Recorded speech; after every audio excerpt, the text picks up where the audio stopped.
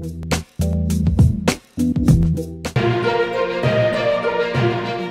యువ ఐఏఎస్ లో స్మితా సబర్వాల్ ఒక సంచలనం. 22 ఏళ్లకే ఐఏఎస్ సర్వీస్ సాధించి తన సత్తా చాటారు.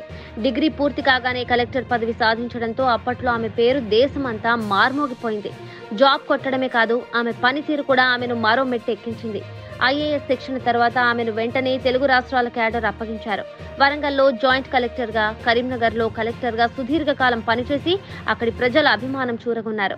ఆమె ఏ పని చేసినా మీడియా అటెన్షన్ ఉండేది. హోదా అందంతో పాటు డేరింగ్ అండ్ డాషింగ్ పనితీరుతో ప్రజల్లోనూ రాజకీయ వర్గాల్లోనూ ఆమెకు ప్రత్యేక స్థానం ఉండేది.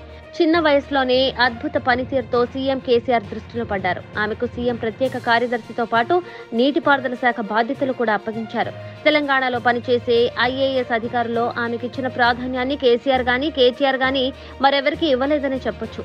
అయితే బీఆర్ఎస్ ఓడిపోయి కాంగ్రెస్ అధికారంలోకి రావడంతో అందరి దృష్టి ఐఏఎస్లపై పడింది. దాదాపు అందరూ సీఎం రేవంత్ రెడ్డిని కలిసి శుభాకాంక్షలు చెప్పారు.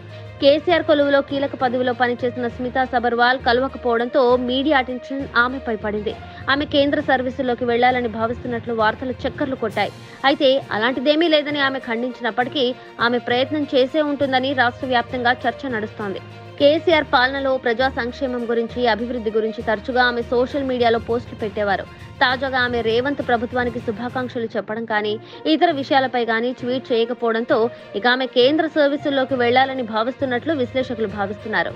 ఇదే సమయంలో తెలుగు రాష్ట్రాలకు చెందిన young IAS Amrapali Telangana state క్యాడర్లోకి రావడానికి ప్రయత్నాలు చేస్తున్నారు.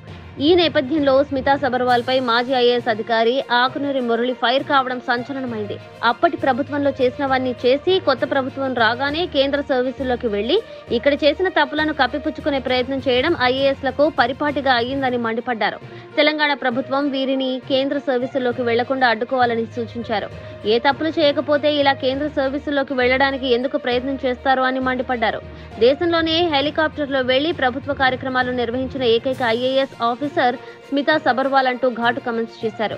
కేసీఆర్ ప్రత్యేక కార్యదర్శిగా టాప్ పొజిషన్ లో పనిచేసిన స్మితా సబర్వాల్ తాజాగా ఏ ప్రాధాన్యం లేకుండా ఉండిపోవడంపై జనాల్లో ఆమె డిస్కషన్స్ కు దారితీశారు. ఆకునూరి మురళి కమెంట్స్ పై ప్రభుత్వం ఎలా స్పందిస్తుంది? స్మితాను కేంద్ర సర్వీసుల్లోకి వెళ్లనిస్తుందా లేదా రాష్ట్రంలోనే ఆమె సేవలు వాడుకుంటారా? మరికొద్ది రోజుల్లో తేలిపోనుంది.